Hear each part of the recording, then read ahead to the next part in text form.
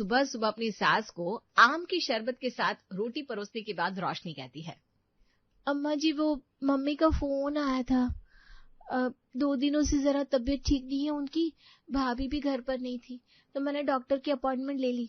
अगर आपको दिक्कत ना हो तो डॉक्टर को दिखाकर आ जाओ मैं मम्मी को। अरे बिल्कुल आ जा बहू, इसमें पूछने वाली क्या बात है।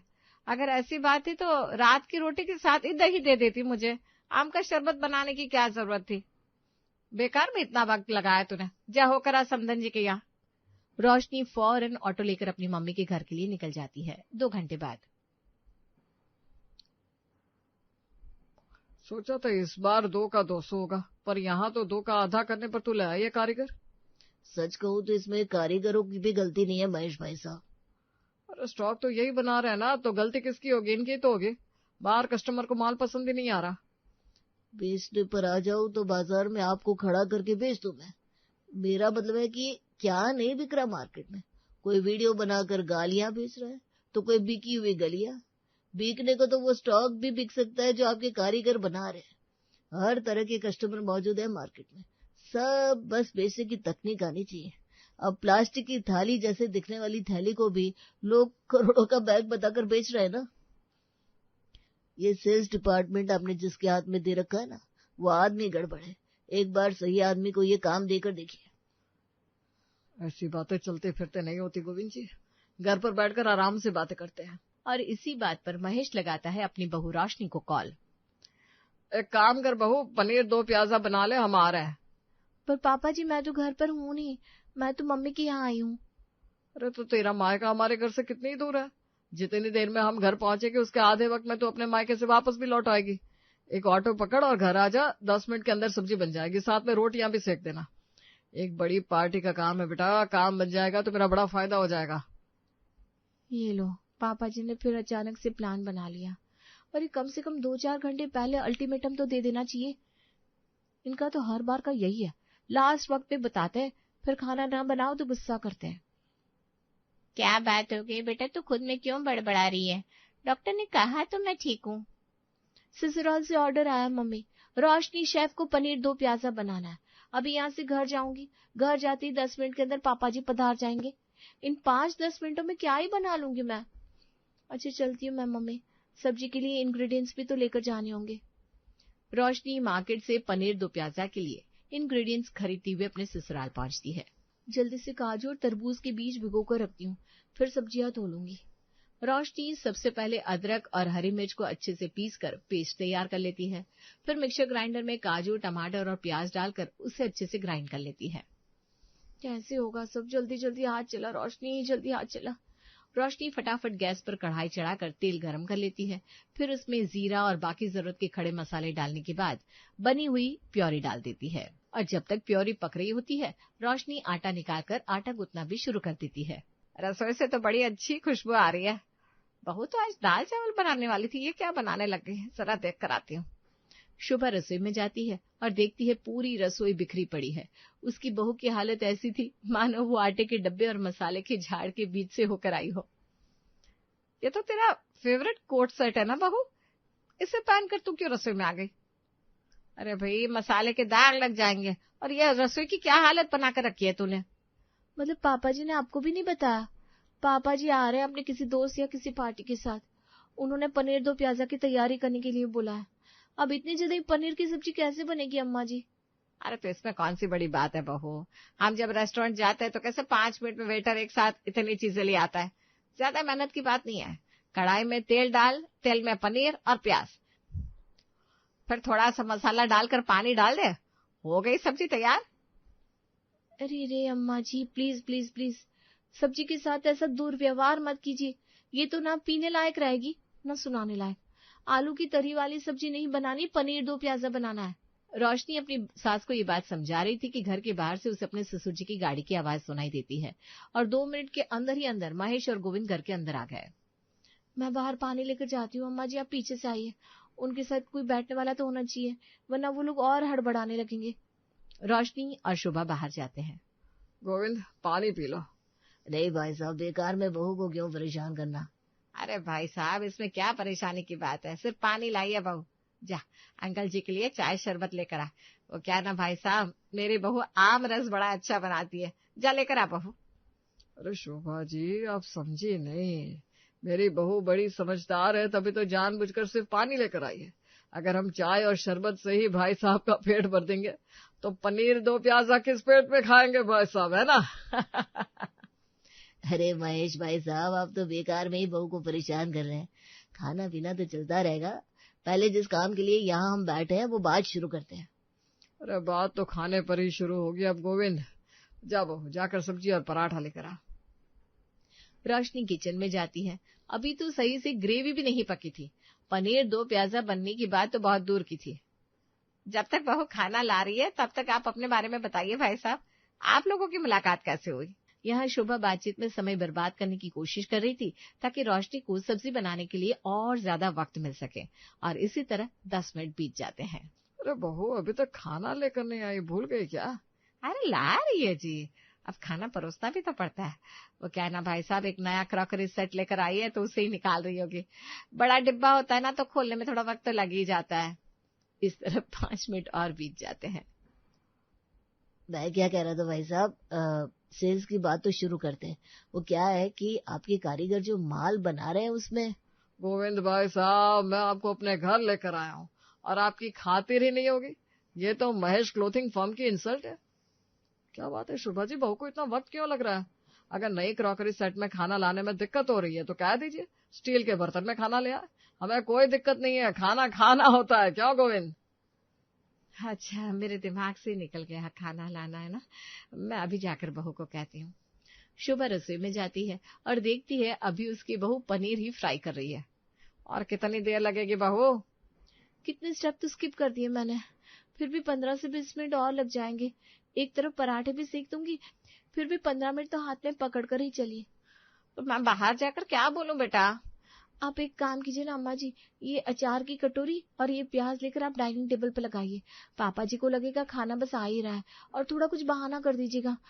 मुझे 10 मिनट भी मिल गए ना तो हो जाएगा, थोड़ा संभाल लीजिए ना अम्मा।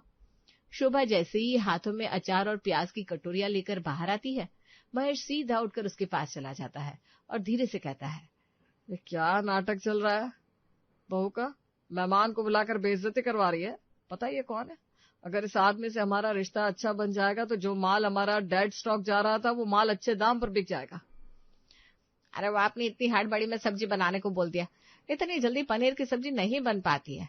बहू को अभी पे 15 मिनट लगेंगे, आप जरा संभाल लीजिए तब तक, नहीं तो पिछली बार की तरह मेहमान के सामने आधी पकी सब्जी ही परोस दी जाएगी।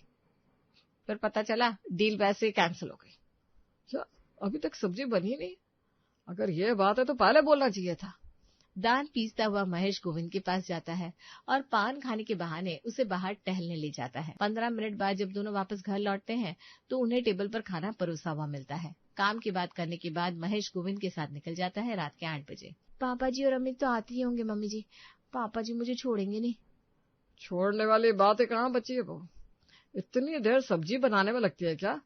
बस मुझे ही पता है मैंने अपना गुस्सा कैसे कंट्रोल करके रखा, वरना आज मेरा वो रूप उभर कर आता जो किसी ने आज तक नहीं देखा है। सॉरी पापा जी, पर जैसे सब्जियों की फरमाइश आपके गेस्ट करते हैं ना, उन्हें बनाने के लिए कम से कम 2-3 घंटे की जरूरत पड़ती है। वो गेस्ट नहीं होते, मेरे फैक्ट्री के क्लाइंट होते हैं, और अगर फैक्ट्री चलती रहेगी तभी ये घर चलता रहेगा। अब क्या पता कौन सा क्लाइंट कब आ जाए, कौन से कस्टमर को घर पर लाना पड़ जाए। कैसे भी हो, मेरे फोन करते ही 15 मिनट में खाना टेबल पर चाहिए मुझे। लकीली 2 दिन तो अच्छे गुजरते हैं और महेश किसी भी गेस्ट को लेकर घर नहीं आता। 2 दिन बीत गए, वो तो अच्छा है पापा जी अपने किसी क्लाइंट को लेकर नहीं आए। कोई आ जाता तो खाना कैसे बनता। 2 घंटे से एक ही जगह पर बैठी रोशनी यही सोच रही थी कि इस प्रॉब्लम का सोल्यूशन कैसे किया जाए। तभी दरवाजे पर इडली वाला आता है। इडली दीदी, इडली बना दो, 20 रुपए की 2 है। हाँ बना दो भैया, सुबह से बैठे बैठे एक ही चीज सोच रही हूँ, कुछ बनाया खाया भी नहीं है। रोशनी इडली वाले को इडली की प्लेट तैयार करते देखती है। उसके पास इडली थी, चटनी थी और सारे मसाले थे। ये दिमाग तो आप लोग काफी अच्छा लगाते हैं भैया, एक ही बार में इतनी क्वांटिटी में चटनी बनाकर रखते हैं, पर मान लीजिए चटनी बच गई तो अगले दिन तो खराब हो जाएगी ना। इतने वक्त से ये काम कर रहे दीदी, अंदाजा हो जाता है कि कितनी चटनी की जरूरत पड़ेगी। बाकी घर पर फ्रिज तो है ही, रात में जाकर सामान फ्रिज में रख देते हैं। हमारा काम तो फिर भी छोटा है, इसलिए फ्रेश चीजें मिल जाती है। रेस्टोरेंट वालों को देखिए, चटनी बनाकर रखते हैं और जैसे ही कस्टमर आते हैं सब्जी कढ़ाई में डाली, गरम किया और परस दिया। अरे हाँ, मेरे दिमाग में क्यों नहीं आया। चटनी ग्रेवी में हर तरह की सब्जियों की ग्रेवी मैं तैयार करके रख सकती हूँ। पापा जी का जैसे ही फोन आएगा उसी हिसाब से ग्रेवी में आलू पनीर या जिस भी चीज की जरूरत होगी डालकर बस गरम करके देना रहेगा। 10 मिनट के 2 मिनट में सब्जी तैयार हो जाएगी। और इसी बात पर रोशनी अलग अलग सब्जियों के लिए चटनी बनाना शुरू कर देती है। पनीर बटर मसाला, शाही पनीर, पालक पनीर, लौकी कोफ्ता करी, चना मसाला, मिक्स वेज। आज इतनी सब्जियों के लिए चटनी बन सकती है।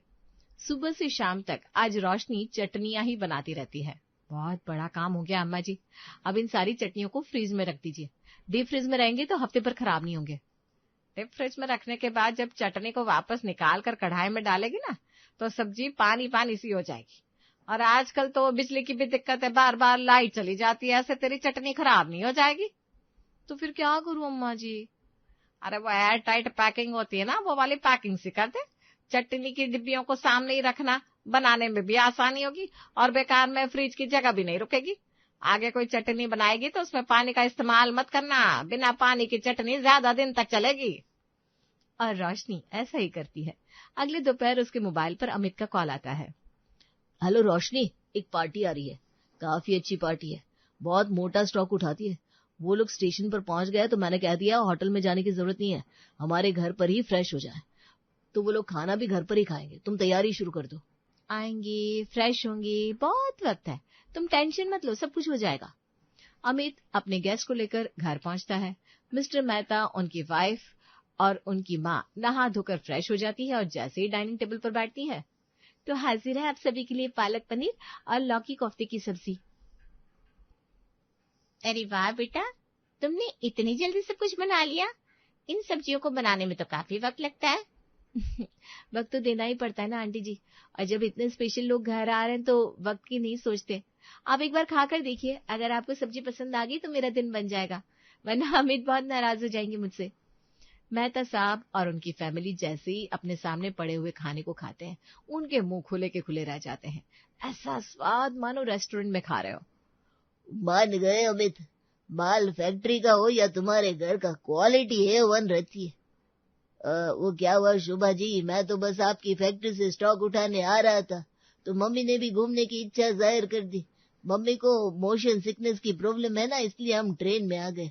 अब दूसरी प्रॉब्लम ये थी कि मम्मी बाहर का खाना नहीं खाना चाहती, उनको सब ना फ्रेश चाहिए होता है, घर का बना हुआ। और देखिए वो भी मिल गया। कहाँ जाते हम, कहाँ खाना खाते। तुमने तो मेरी मम्मी को खुश कर दिया अमित। इसी खुशी में 10 लाख की जगह 30 लाख का माल लूंगा। ये पकड़ो 20 लाख का चेक। खाने के बाद पूरा परिवार आराम करता है। फिर उनके जाने का वक्त हो जाता है। मेहता की माँ रोशनी को धन्यवाद करने जैसे ही किचन में जाती है, वहां डिब्बे में भरी हुई चटनियों को देख लेती है। ये दिख रहा फ्रेश खाना बोलकर ये लोग तो बाहर के डिब्बे वाला खाना खिला रहे थे हमें। बेटा, ऐसे लोगों के यहाँ से माल लेते हो तुम, जो घर के अंदर ही ठगी कर रहे हैं, ये फैक्ट्री में क्या करते होंगे? और इसी बात पर मेहता साहब डील की प्राइस को हाफ करके लौट जाते हैं 2 दिन बाद। इस बार की किटी किसकी थी? तेरी ही शोभा, हम अपने घरों पर किटी दे चुके हैं, अब तेरी बारी है। कितनी फरमाइश तूने हमारे वक्त की थी, अब इतनी फरमाइश हम भी करेंगे? अरे हाँ, तो मैंने कब मना किया है, समोसे कचौड़ी मंगवा लूंगी मैं। शायद तो भूल गई है, ये हाउस किटी है। इस किटी में सभी अपने किचन में प्रॉपर लंच बना रहे हैं और तू हमें नाश्ता खिलाएगी? ये तो रूल तोड़ने वाली बात हो गई भाई। ऐसे तो सभी के बीच में कलेश हो जाएगा। विनीता की बहू जब घर पर नहीं थी, सुबह 4 बजे उठकर उससे सभी के लिए बिरयानी और डोसे की तैयारी की थी ना। तेरी तो बहू भी घर पर है। हम सब अपने हिसाब से सब्जियां बता दे रहे हैं, 2 सब्जी और साथ में चावल और रोटी फाइनल कर ले। और अगले दोपहर लंच के वक्त शोभा की सहेलियां किटी के लिए उसके घर पहुंचती है। सारी तैयारियां हो गई है ना बेटा? तू इन लोगों को जानती नहीं है, जब तक लंच ना कर ले तब तक हाथ से पैसा नहीं निकालेंगे ये लोग। पूरे 2 लाख की किटी है। आपने 2 सब्जी बोली थी, मैंने 4 सब्जी तैयार कर ली है, साथ में काजू वाले चावल है और पराठे। अब बोलिए मम्मी जी, मैं देखती हूँ कैसे नहीं आते 2 लाख। बस याद रखिएगा उसमें से 30,000 आपको मुझे देना है। शाही पनीर, पनीर बटर मसाला, मिक्स वेज, चना मसाला, चावल और पराठे के साथ टेबल पर लगता है और एक बार में शोभा की सहेलियां उस खाने पर टूट पड़ती है। अब कहो तुम सब, ऐसा खाना क्या किसी के घर पर मिला था जो मेरे घर पर मिला है? इतनी जल्दी तेरी बहू ने 4 सब्जियां बना ली, चावल बना लिया, 30 पराठे बना लिए। मैं नहीं मानती, किसी ढाबे से तो नहीं मंगवाया तूने? याद रखना, हमारे किट में बाहर का खाना अलाउड नहीं है। बाहर का कोई खेल तो नहीं खेल रही ना तू? ऐसा हुआ तो ये सारे पैसे मैं लेकर चली जाऊंगी, कह देती हूँ। बाप रे बाप आंटी जी, इतनी बड़ी बात भी नहीं होगी जो इतना शक कर रही हैं आप। चलिए किचन में आकर देख लीजिए। निकिता को बर्दाश्त नहीं हो रहा था कि शोभा के घर पर इतना अच्छा खाना बना था और वो किचन में चली जाती है, जहाँ डब्बे में भरी हुई चटनियों को देखते ही उसे मौका मिल जाता है। ये देखो, धकाधक चोरी हो रही है यहाँ। बाहर से रेडीमेड चटनियां मंगवा ली और इसे खिलाकर सेके मार रही है महारानी। पता है ना शोभा, तुझे ये चटनी कितने महीने पुरानी रहती है, कीड़े पड़ जाते हैं। हे भगवान, इसे खाकर हम सब कहीं बीमार न पड़ जाए। ये उम्मीद तुझसे नहीं थी शोभा। अगर तेरी बहू काम करने को तैयार नहीं थी तो ये बात तू साफ साफ बता सकती थी। हमें बस बहुत हुआ, आपका और आप सभी का बहुत हुआ। पहली बात तो अच्छे से ट्रांसपेरेंट डब्बे में कुछ पैक हो तो वो मार्केट का ही हो, ये जरूरी नहीं है। और इसमें भी मेहनत है, पूरे एक दिन सिर्फ मैंने ये चटनियां बनाई है। पहले मलाई निकालो, काजू पीसो, मिर्च अदरक का पेस्ट बनाओ, लहसुन को कूटो, सब कुछ घर पर बनाकर फिर मैंने ये चटनियां बनाई है। ये कोई महीनों पुरानी नहीं है, 4 दिन पहले की है। एयर टाइट कंटेनर में मॉइस्चरलेस हो तो इतनी जल्दी खराब नहीं होती अचार की तरह। हाँ, तो ये बात तो आराम से भी तो कह सकती थी। इतनी बदतमीजी करने की क्या जरूरत थी? बदतमीज नहीं है ये आंटी जी, ये मेरा गुस्सा है और ये गुस्सा तो फूटेगा ही। पहले तो सभी को चाहिए होता है कि घर की बहू 5 मिनट में खाना परोस दे, वो भी स्वादिष्ट, जो कि पॉसिबल नहीं है। और फिर मेहमान हो जाते हैं नाराज। मेहमान नाराज ना हो इसलिए मैंने ये ट्रिक निकाली चटनी बनाकर रखने की। पर इसमें भी सभी को शक हो रहा है, जरूर ये मार्केट से आया होगा। अभी कुछ दिन पहले ही एक भाई साहब डील कैंसिल करके गया है, दूसरे फिर आपकी जुबान खुल गई तो कोई कितना ही बर्दाश्त करेगा। इतना अच्छा खाना मिल रहा है फिर भी ऐसी बातें कर रहे हैं। बात तो तू बिल्कुल ठीक कह रही है बहू, और तेरा चिढ़ना भी जायज है। ये दोनों बाप बेटे मुंह खोलकर कभी भी किसी को भी उठाकर ले आते हैं। अब से तुझे जो ठीक लगता है तू कर, बाकी सबको मैं देख लूंगी। और अब किटी पार्टी की सारे मेंबर्स का मुंह बंद हो जाता है।